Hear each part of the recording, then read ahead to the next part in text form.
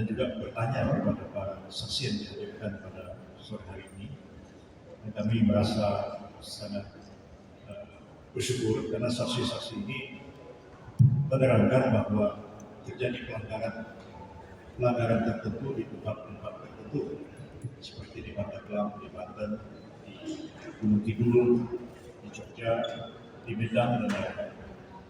Tapi aku semua mengatakan sudah melapor kepada Bawaslu dan kepada Bawaslu dan sudah ditindaklanjuti. Artinya persoalan itu baru sudah selesai. Jadi tidak bisa lagi dibawa kepada Mahkamah Konstitusi. Ada dua mengatakan hanya melapor kepada DPC PDI Perjuangan, tapi tidak tahu apakah DPC PDIP di Kepala melaporkan kasus itu ke Bawaslu, ke Bawaslu di kabupaten dan tidak ketahui. Jadi kalau yang selama ini didalilkan oleh para pemohon, siapa pemohon dua, mereka akan membuktikan adanya pelanggaran PSN terstruktur, sistematik, masif dengan hanya menghadirkan 7 orang saksi, dia tidak bisa membuktikan apa-apa. Masif itu kalau di pilkada setengah dari kecamatan yang ada di kabupaten terjadi itu, maka terbukti ada pelanggaran secara PSN. Tapi dalam kasus pilpres, era pemilihannya kan 38 provinsi.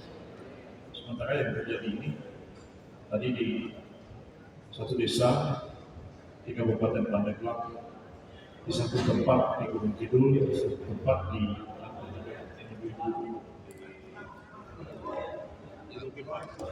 Gunung Kidul. Jadi sebenarnya kalau itu ada, sama sekali tidak menunjukkan bahwa telah terjadi satu pelanggaran secara terstruktur, sistematik dan masif di seluruh wilayah Indonesia. Jadi hanya ada 2 kasus, satu di Pandeglang, satu di Medan. Orang memberi sembako yang sembako beras yang ada gambar stiker Prabowo Gibran. Tapi ketika ditanya siapa yang ngasih itu, mereka tidak tahu. Yang ngasih itu hanya seorang pensiunan TNI namanya Yosef. Tapi apakah dia berafiliasi dengan partai tertentu ataukah dia adalah bagian dari tim kampanye nasional paslon tertentu, orang itu mengatakan kami juga tidak tahu.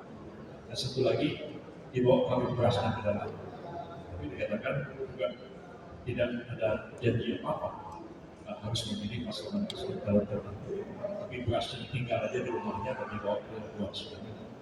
Jadi kalau terjadi misalnya pembagian sembako yang dikatakan terstruktur, sistematik dan masif, hanya 2 kasus seperti itu, saya tidak bisa membuktikan apa-apa. Karena bukti pelanggaran PSN itu adalah bukti kuantitatif, bukan bukti kualitatif.